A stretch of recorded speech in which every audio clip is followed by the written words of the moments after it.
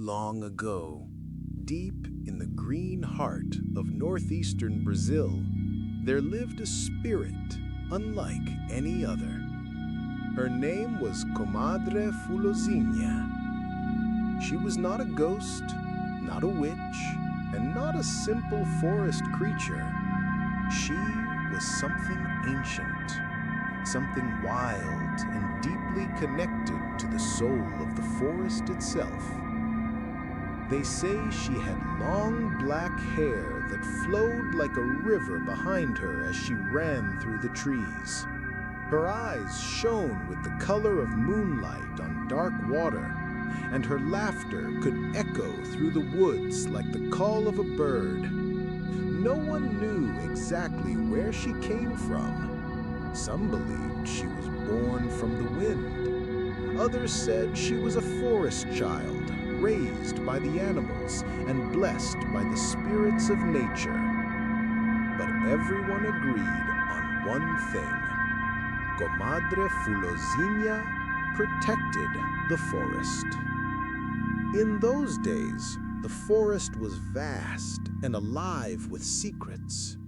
The air smelled of wet earth and wildflowers, and the trees whispered stories to one another.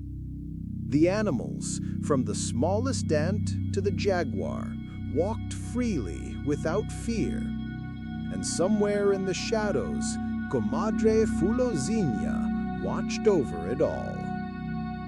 She wasn't often seen, but signs of her presence were everywhere. A hunter would leave his rifle by a tree and return to find it full of thorns. A man who littered in the woods might hear his own name whispered in the leaves over and over until he ran out screaming. A child lost in the forest would feel a soft breeze guiding them gently back to the path. The people from nearby villages told stories about her around the fire at night. They warned their children, "Don't go into the woods alone," they'd say. "And if you do, respect every plant and every creature, or Comadre Fulozinha will find you." But not everyone listened. One morning, a hunter from the village awoke before dawn. He wasn't like the others. He didn't care for the forest, or the spirits, or the warnings passed down through generations. He believed in his rifle, his traps, and his own 2 feet. So he packed his bag, loaded his gun, and set out into the woods, determined to bring back something big. As he walked deeper into the forest, he saw no signs of animals. Not a single bird sang. Not even the wind moved the trees. It was as if the forest was holding its breath. He set a trap near a stream and waited. But hours passed. Nothing. Frustrated, the hunter stood and kicked the trap. "Stupid stories. There's no spirit here, just silence." But the forest was not silent anymore. A sudden gust of wind whipped through the trees, though the sky remained calm. The leaves rustled in a strange rhythm, like whispers. The hunter turned around, heart pounding. He saw nothing, but he could feel something watching. He reached for his gun. Gone. He turned back to where his trap was. Gone. And then he heard it. Laughter. Soft, echoing laughter. A sound like a young girl and the wind dancing together. "He's where?" he shouted.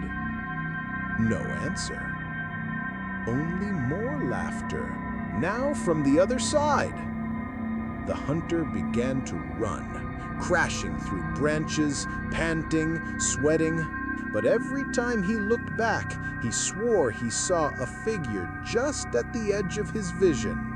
A flash of long black hair, bare feet not touching the ground, eyes glowing in the shadows. By the time he stumbled back into the village, he was pale, shaking, and empty-handed. He never hunted again, and when asked what happened, he only said, "She found me." Word spread. The villagers grew even more careful. They left small offerings at the edge of the forest, flowers, fruit, and whispered prayers, not out of fear, but respect, because they understood that Comadre Fulozinha wasn't evil. She was justice, she was balance, and the forest needed her.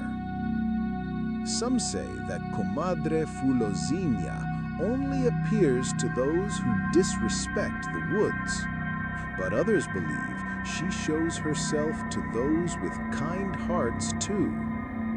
A young girl once went missing during a storm. Her mother searched and searched, calling her name through the rain. Hours passed. Then, just as the sun broke through the clouds, the child appeared at the edge of the forest, safe, calm, and with a flower braided in her hair. "Who brought you back?" her mother asked, tears in her eyes. The girl smiled and said, "A pretty lady with hair like night. She held my hand and sang to me." Her mother fell to her knees.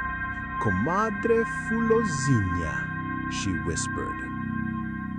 To this day, when the wind blows through the trees and the leaves dance in strange patterns, the people say she's still there, watching, protecting.